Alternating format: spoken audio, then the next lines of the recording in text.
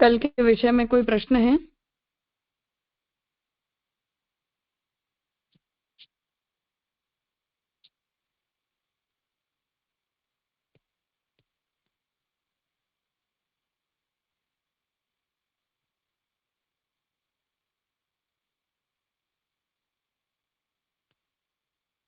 हाँ है पेन भाई।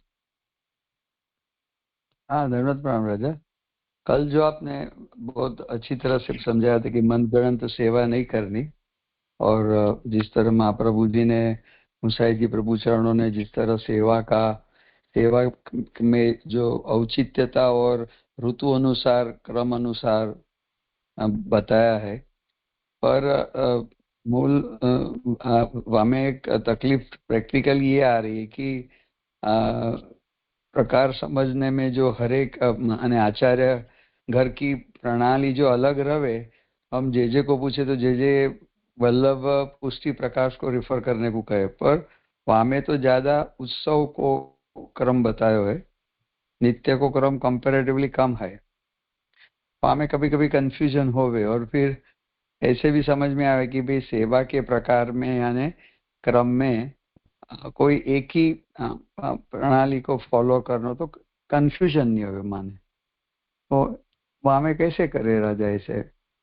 जैसे एकादशी के दिन कोई कहे मुकट आवे, माने जे के वहां मुकट आवे तो फिर बात रहा, तो ऐसे ऐसे कभी कभी थोड़ो माने प्रभु सुखार्थ और जिस तरह ब्रज लीला के अनुसार और आचार्य ने जिस तरह मार्गदर्शित किया है, थोड़ा कभी कोई कंफ्यूजन है, क्योंकि एग्जैक्टली कोई गाइडलाइन नहीं है। फिर सूरत के घर की कुछ स्टैंडर्ड माने कोई, तो पता नहीं, वहां में कुछ प्रकाश करो ना राजा।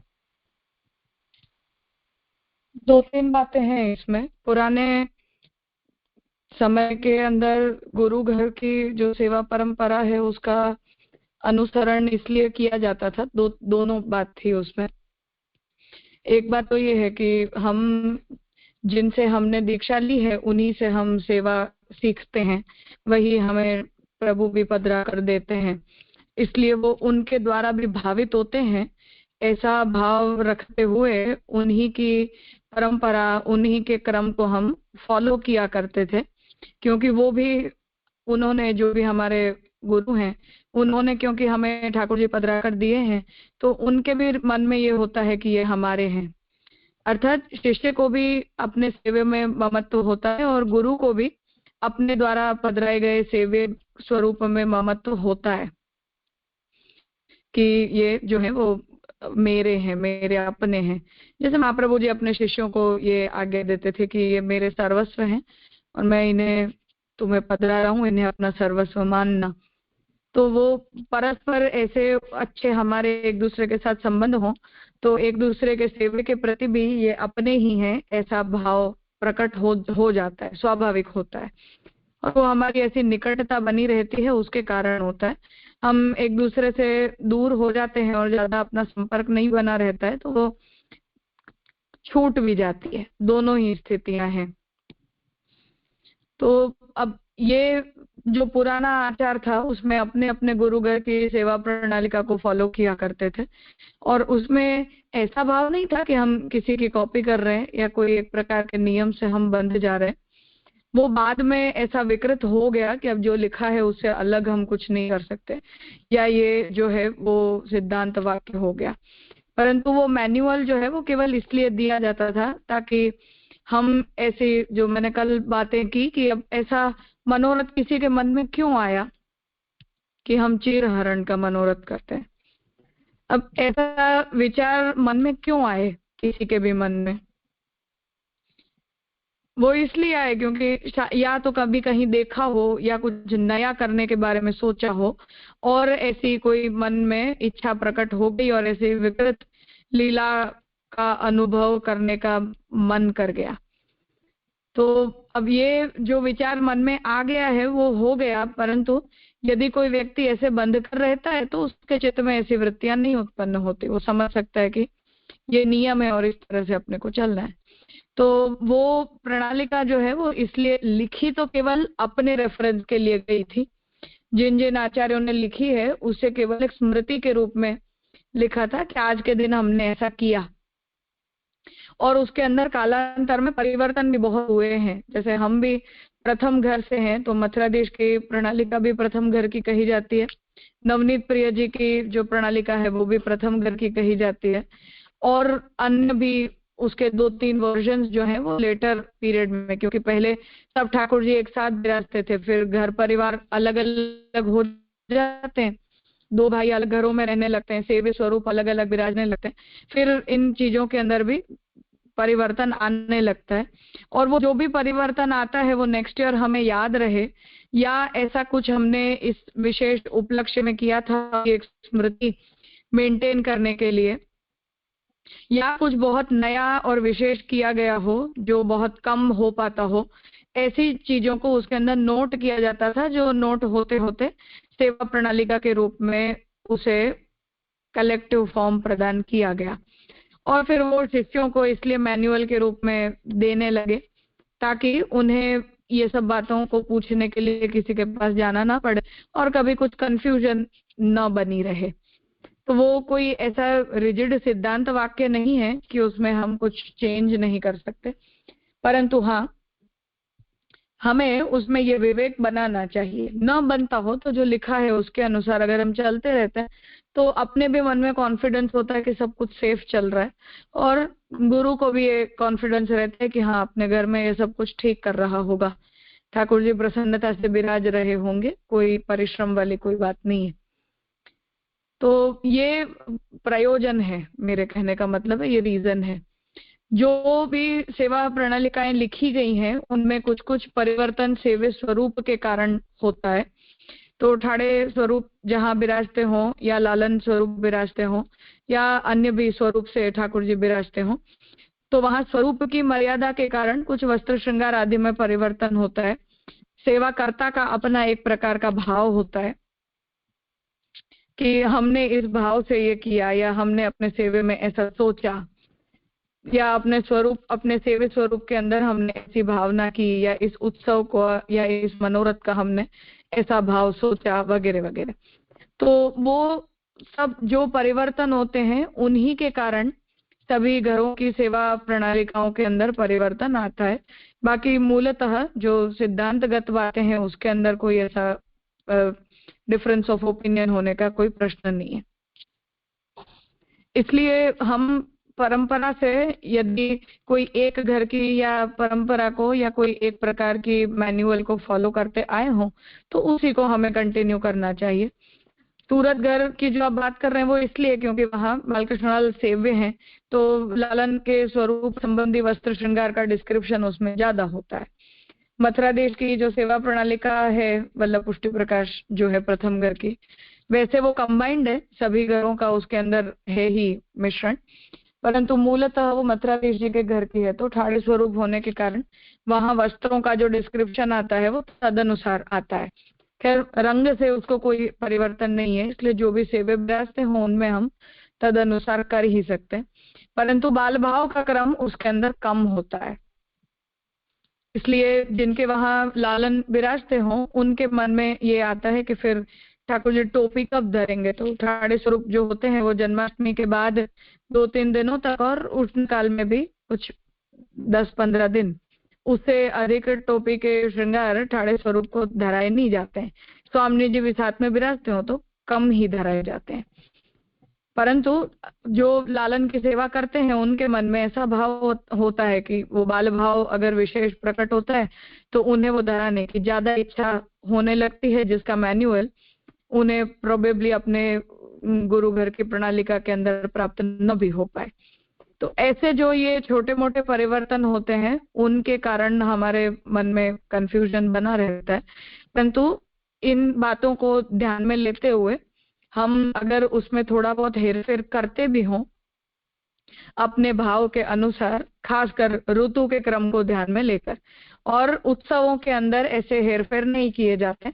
जो खाली दिन होते हैं उन दिनों में ऐसा थोड़ा बहुत परिवर्तन हम अपनी रुचि, अपनी इच्छा और अपने मनोरथ से करें तो उसमें कोई आपत्ति की भी बात नहीं है। इसलिए सेवा प्रणालिका में तो किसी भी घर की फॉलो करने में कोई समस्या नहीं है। पर जो परंपरा से अगर हम कुछ करते आए हैं तो उसे कंटिन्यू करना चाहिए। कुछ नया ही हमें स्टार्ट करना है तो वल्लभ पुष्टि प्रकाश इसलिए आइडियल मानी जाती है क्योंकि उसमें जनरली जो कलेक्टिव सभी घरों की प्रणालिका में से जो जो भी बातें हैं वो वहाँ इंक्लूडेड है। जी राजा, बस वही, क्योंकि एक तो कंसेप्चुअली ये तो बहुत क्लियर है फ्रॉम द, जैसे आपने बताया वैसे कि भाई मनगढ़ंत तो अपन नहीं कर सकते जिस तरह परंपरा और आचार्य ने और गुरु में बताई है। पर कभी जो आधुनिक समय में ऐसा है कि ब्रह्म समन दीक्षा गुरु अलग है, ठाकुर जी जे ने पुस्तक किए और मार्ग में प्रवृत्त भी अलग तरीके से हुए, यानी यद्यपि घर में ठाकुर जी विराजते थे पर कुछ कृपा हुई महाप्रभु जी की और जे की, तब प्रवृत्ति ज्यादा इन्वॉल्वमेंट हुआ। फिर ये कंफ्यूजन ये आया कि भी एग्जैक्टली, क्योंकि ऐसा बताया जाता है कि भाई सभी को ये पहले तो वैष्णव से संघ में पूछे जाते थे कि भाई इस तरह इसमें ये क्रम क्या है, मेनली उत्सव का क्रम क्या है, ऋतु का क्रम क्या है। फिर बताया गया कि भाई एक ही जो वैष्णव इतने आत्मीय नजदीक है उसे पूछा जाए।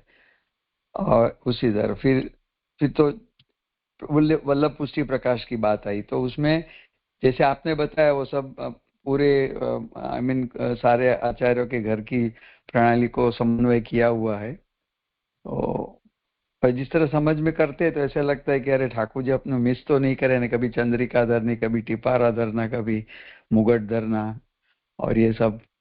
तो याली आपने जो कल इतना विमोचन आई मीन इतना समझाया, तो मैंने कहा कि वो आप और थोड़ा प्रकाश करें तो अच्छा रहेगा। पर ठीक है, आपने जो बताया वो सही है। हाँ, नित्य के जो दिन होते हैं उनमें ऐसे छोटे मोटे परिवर्तनों से कोई आपत्ति नहीं है। उत्सवों के दिनों में ऐसा कोई परिवर्तन हम नहीं करते हैं। और हाँ बड़े एग्जैक्टली। उत्सवों का जो भी क्रम है उसके अंदर तो सभी घरों की प्रणालिकाएं सर्व समान ही है, कोई ज्यादा बराबर। उसमें अंतर पड़ता। जी राजा, वही। नृत्य का जो है उसमें हम थोड़ा बहुत कर सकते हैं, बाकी ये श्रृंगार आदि का जो क्रम है उसमें एकादशी के दिन मुकुट होता है, द्वादशी को सेहरा होता है, तीज के दिन ज्यादा करके टिपारा के श्रृंगार होते हैं। तो ये और पूर्णिमा के दिन मुकुट आता है। तो ऐसे कुछ चीजें जो ऐसी हैं वो सभी के लिए सर्व समान ही प्राप्त होती हैं मोस्टली। पर सभी सेवा प्रणालिकाओं के अंदर कुछ कुछ विशेष बातें होती हैं, कुछ नए भी होता है। सभी आचार्यों ने क्या क्या भाव अपने सेवे के प्रति प्रकट किए हैं उनका भी वहाँ हम अवलोकन करते हैं, तो कुछ जानकारी प्राप्त होती है, थोड़ी समझ हमारी बढ़ती है। इसलिए मैं भी पर्सनली, हम भी अपने घर में हमारे घर की ही प्रणालिका को फॉलो करते आए हैं। पर अन्य प्रणालिकाओं को भी अगर हम देखते हैं तो अच्छा लगता है, पढ़कर अच्छा लगता है। तो सही बात कल जो है। हाँ। कहा था वो केवल उसी दृष्टि से कहा था कि ऐसी बातों को हम देखते हैं तो थोड़े इतिहास की भी जानकारी मिलती है। क्रमशः जो सेवा के क्रम में डेवलपमेंट हुआ है उसका भी हमें ज्ञान होता है। और सभी बड़ों ने अपने सेवे के प्रति कैसे भाव उनके हृदय में प्रकट हुए हैं उनका भी ज्ञान होता है, तो इंस्पिरेशनल है। उसमें से एग्जैक्टली। हमें जो कुछ भी पसंद आता है उसका थोड़ा विवेक मेंटेन करते हुए और हम अपने यहाँ भी ठाकुर जी की प्रसन्नता के लिए अगर करें तो अच्छा है। सही बात है राजा, अच्छा समझा राजा। हम्म। प्रणाम राजा।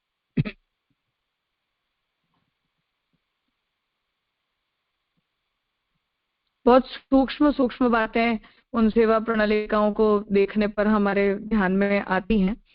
तो सब लोग बहुत कुछ ज्यादा सोचते हैं, अच्छे से सोचते हैं, हमसे बेटर सोचते हैं। तो हम पढ़ते हैं उन्हें तो ऐसा लगता है कि हाँ, क्योंकि चाहे कोई भी घर के हों, सब सेव्य महाप्रभु जी के हैं, सब हमारे बड़े ही हैं, सब हमारे लिए गुरु ही हैं। इसलिए जहां से भी जो कुछ भी हमें अच्छा और उत्तम मिलता हो वो हमें स्वीकार करना चाहिए। तो उतनी हम सही नीति बात। रखते हैं, तो कोई भी घर की प्रणालिका के अंदर ऐसी कोई बात नहीं है कि उसे हम हाँ, न रेफर करें। पर हाँ, अपने आसपास जो कुछ भी होता है उसके अंदर अगर एक रूपता बनी रहती है तो ठीक रहता है, और कोई रीजन सही नहीं। बात है। सटीक बात समझे। जी राजा।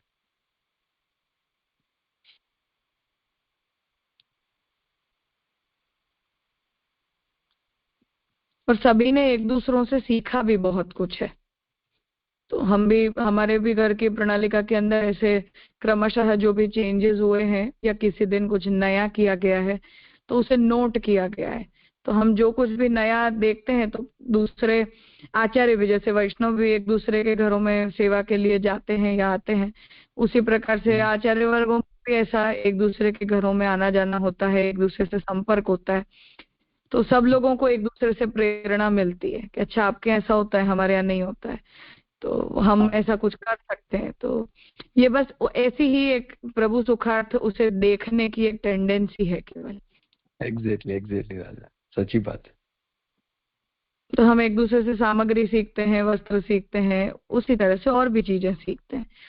तो ये सब ऐसा ही है कि परस्पर वैष्णवों में एक दूसरे के संग से ही भक्ति सिद्ध होती है। ये सब भी संग साध्य है। तो प्रणालिकाओं को हमें बस उसी दृष्टि से रेफर करना चाहिए ताकि जो कुछ भी अच्छा है उसे हम ले पाए। सही बात है एकदम। और कुछ चीजों को मेंटेन करना भी जरूरी होता है। बहुत सारी चीजें ऐसी हैं जो अब हम रेडीमेड लेते हो गए तो हमें आना बंद हो गया है, हमें उसे सीखना छोड़ दिया है। कितने ही वस्त्र के प्रकार ऐसे हो गए जो अब लुप्त हो गए, अब मिलते नहीं है। कितने सारे फूल ऐसे हो गए जिनका वर्णन हमें प्राप्त होता है पर अब वो हमें उपलब्ध नहीं होते हैं। तो ये सब अब हम जैसे बाकी चीजों का संरक्षण करते हैं, ऐसे ये अपनी परंपरा है। हमारे बड़ों ने बहुत प्रेम से और प्रसन्नता से उन वस्तुओं का विनियोग ठाकुर जी को करवाया है।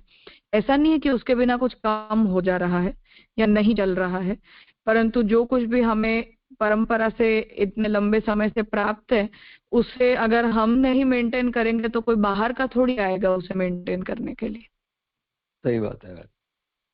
तो ये ऐसी चीजें हैं कि वो अब हम किसी से कहें कि यकीन खाब क्या होता है, अब हम अपने वैष्णव ये भी आइडेंटिफाई करना भूल गए हैं कि कीन खाब किसे कहते हैं।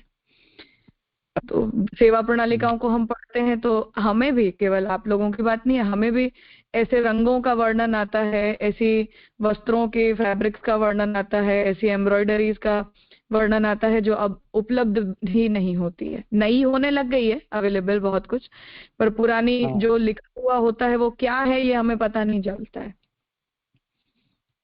तो वो सब जो कुछ भी लुप्त हो जाता है उसे भी हम अगर जानते रहते हैं, पढ़ते रहते हैं या उसे लाते रहते हैं तभी वो संभल सकता है।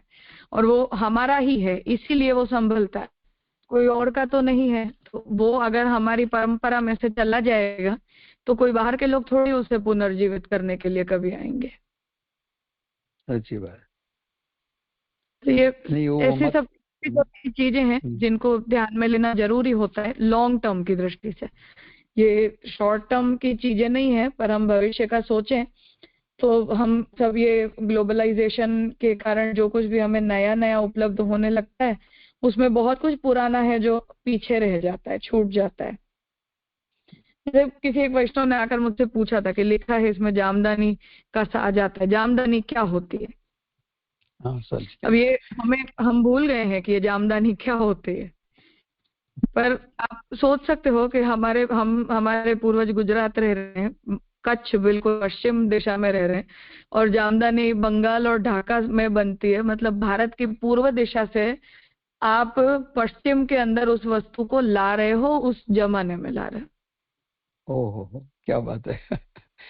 अब वो जामदानी इतना पतला मलमल होता है कि जिसे हम आर पार देख सकते हैं, साफ देख सकते हैं, इतना पतली उसकी बुनाई होती है। आज भी बनता है, ऐसा नहीं है कि नहीं बनता है, पर अब वो भारत के बंगाल में नहीं बनता है, बांग्लादेश में बनता है जो भारत से विभक्त हो चुका है, ढाका में बनता है। तो उसके आर्टिस्ट खत्म नहीं हो गए, लेकिन वो गंगा जी का जो वहां की जो जमीन है, जो डेल्टा है, उसी डेल्टा के अंदर जब हम उस कॉटन को उगाते हैं तभी उसके धागे इतने पतले निकलते हैं कि जिससे आप इतना पतला कपड़ा बुन सकते हो। उसे हम गुजरात के कॉटन से नहीं बना सकते।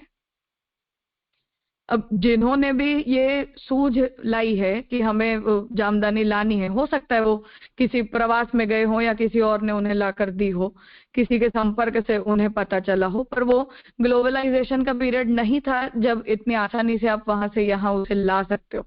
और वो गोस्वामी बालकों के वहां एक घर के अंदर बनती है तो अन्य स्थानों पर भी वो बनने लगता है, एक दूसरे के संपर्क के कारण या एक दूसरे के साथ जो भी उनका अच्छा सेवा संबंधी व्यवहार है उसके कारण। तो अब वो मलमल जिसे आज हम मलमल के रूप में पहचानते हैं उससे भी कई गुना पतला होता है, पर ठाकुर जी की प्रसन्नता के लिए और गर्मी में प्रभु को सुखरूप हो पाए उस भावना से बंगाल से आप पूर्व दिशा में से पश्चिम में उसे ला रहे हो और अपने ठाकुर जी को उसका विनियोग भी करवा रहे हो। जैसे हम आज दुबई और अमेरिका से कुछ लेकर आते हैं, ये ऐसी बात है।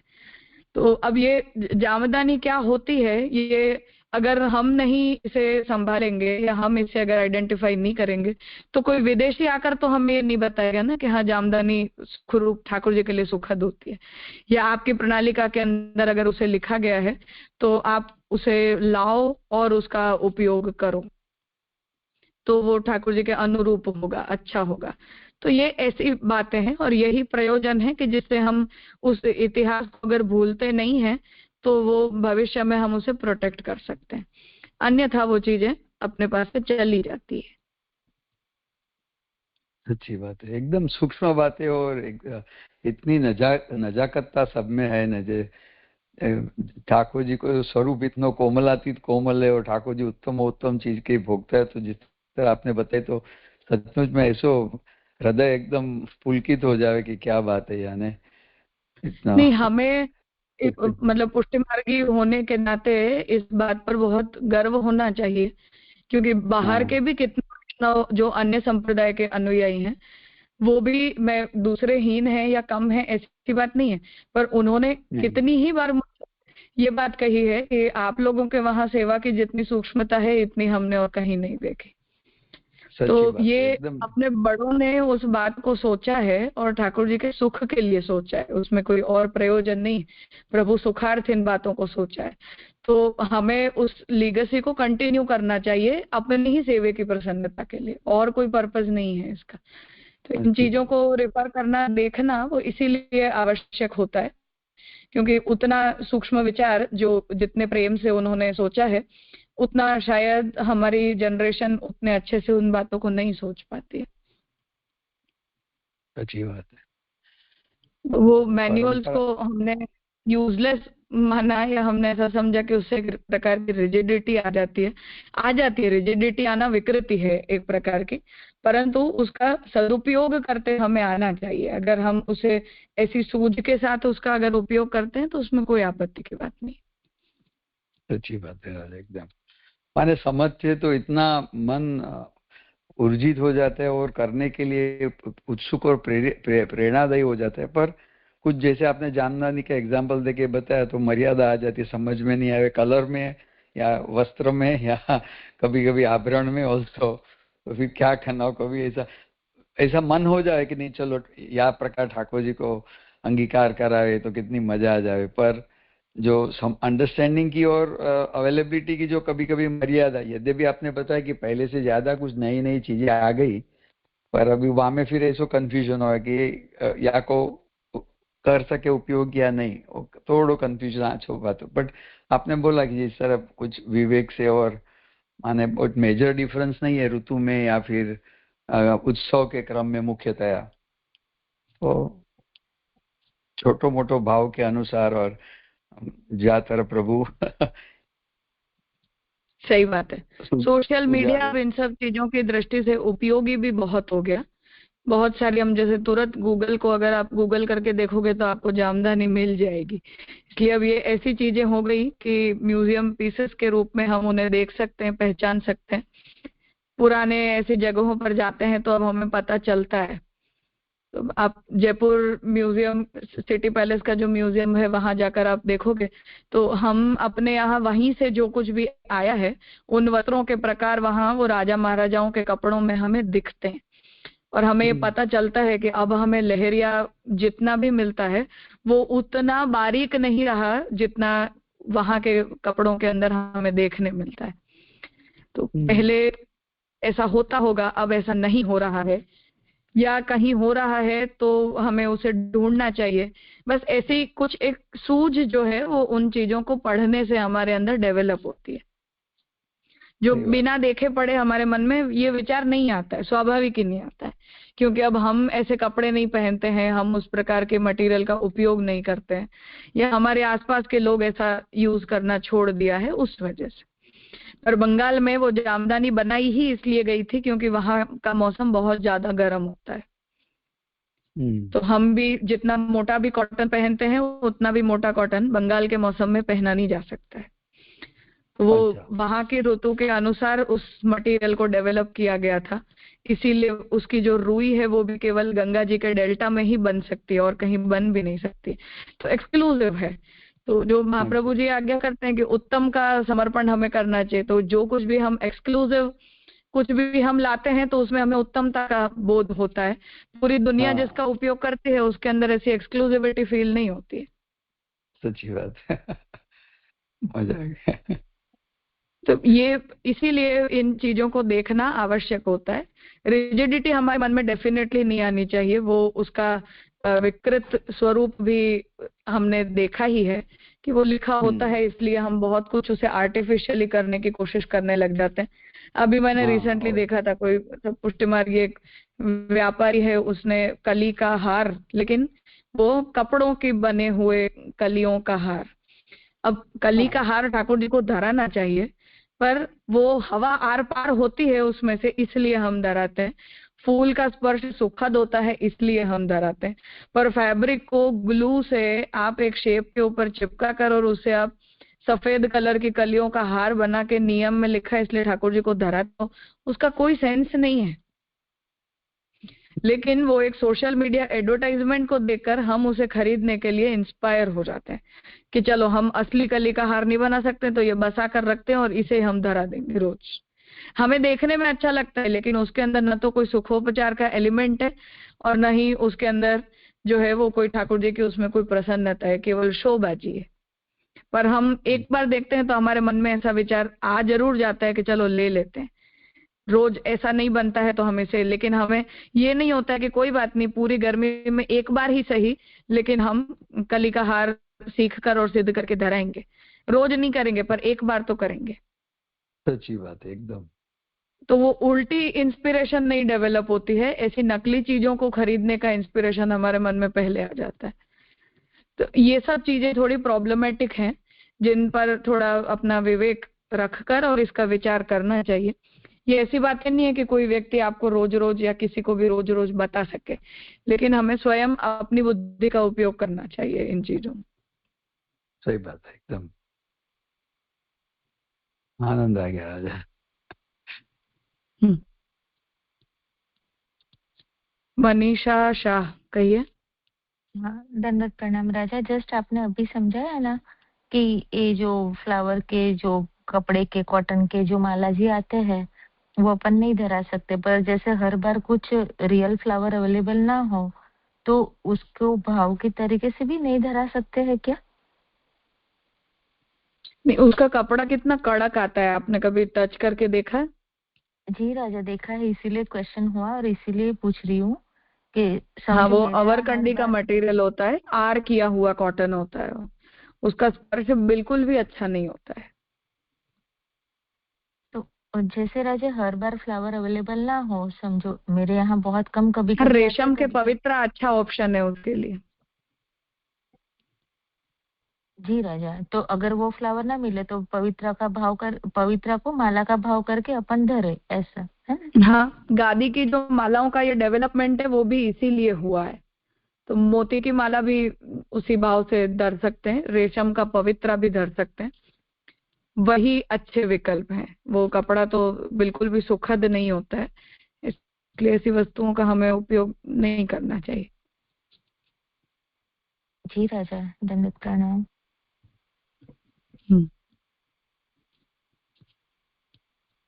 किरण, कहिए।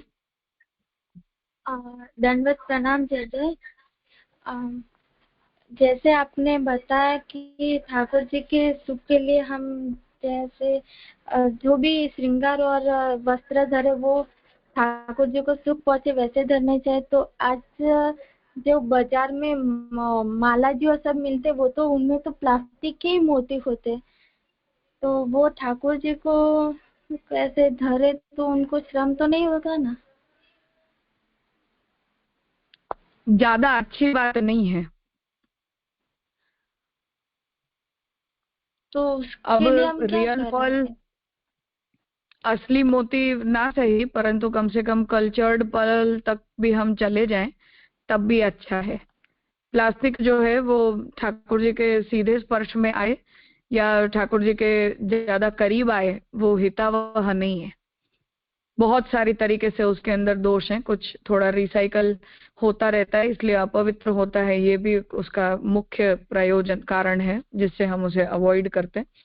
एनवायरमेंटल फ्रेंडली नहीं है, तो ठाकुर जी को भी ऐसी अप्राकृतिक कोई भी वस्तु जो है वो पसंद नहीं आती है, ये भी दूसरा कारण है। मुख्यतया तो प्लास्टिक बहुत अंशों तक रिसाइकल्ड होता है, इसलिए उसका पहले क्या प्रयोग हुआ हो और फिर वो अपवित्र होकर नया ला दिया जाए तो उसके सब स्टैंडर्ड्स को हम मेंटेन नहीं कर सकते। तो प्लास्टिक को हमें ठाकुर जी की सेवा से दूर रखना चाहिए, जितना दूर हो सके उतना दूर रखना चाहिए। अतिशय गर्हित पदार्थ है वो, वस्तुतः हमें भी उससे बहुत ज्यादा दूर रहना चाहिए, परंतु अब वो हमारे लाइफस्टाइल का इतना इम्पोर्टेंट पार्ट बन गया है कि लोग प्लास्टिक के बिना न उठ सकते हैं न सो सकते हैं, तो हमारा दिन नहीं निकलता है। पर ठाकुर जी और ठाकुर जी की रसोई सामग्री वगैरह से वो दूर रहे वो अच्छा है। जी जय जय। पर तो प्लास्टिक के नहीं तो अभी तो रियल के तो बहुत मतलब नहीं, मिलते मैं ये नहीं नहीं मिलते। कहती हूँ कि रियल होना चाहिए, मशीन मेड मोती भी मिलने लग गए हैं आजकल। अच्छा हाँ। हाँ, वो कल्चर्ड पर्ल बोलते हैं उनको, तो वो अच्छा ऐसा कुछ विकल्प हमें देखना चाहिए। हाँ जी जय जय।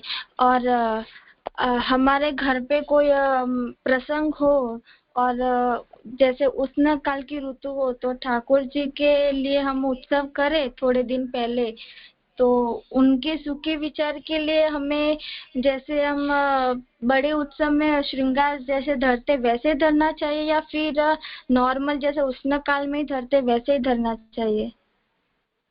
ऋतु के अनुरूप करना चाहिए। उत्सव में भी मतलब प्रसंग हो और उत्सव का उसमें भी? हाँ जी जय जय। दंडवत प्रणाम। शैलेश भाई कहिए। हाँ दंडवत राजा। राजा ये जो मोती के बंगले और कांच के बंगले हम लोग करते हैं ऋतु के अनुसार, तो हाँ, वो क्या करनी चाहिए या फिर उसमें एक्चुअली क्योंकि मटेरियल का तो मुझे नहीं आइडिया है इतना। कांच के तो उष्ण काल में आते हों ऐसा मुझे तो ध्यान में नहीं है। नहीं अभी तो मोती के बंगले करते हैं, लेकिन शायद उत्सव के, अगर मुझे मतलब ये ऐसे ही ख्याल आया कि भाई कांच के बंगले भी मैंने देखे हैं ऐसे, तो धर सकते हैं प्रभु को या? कांच के तो गर्मी के दिनों में नहीं आते हैं, मोती के जो भी हम धराते हैं उनमें भी आजकल केवल वो मोती अच्छा दिखाई दे उस वजह से बहुत गहरे रंगों के ऊपर वो हाँ बनाया जाता है। वही तो डाउट था नीले, जी। काले, मरून इन सभी रंगों के ऊपर बनाया जाता है, ये अपना प्रकार नहीं है। वो केवल ओके वो डेकोरेशन की सुंदरता के विचार से होता है। हल्के रंगों में उसकी बनावट हो तो कर सकते हैं। ठीक है राजा। वो मोती के उपयोग का मूल प्रयोजन यही होता है कि उसमें से हवा आर पार जा सकती है और मोती स्वभाव से शीतल माना जाता है।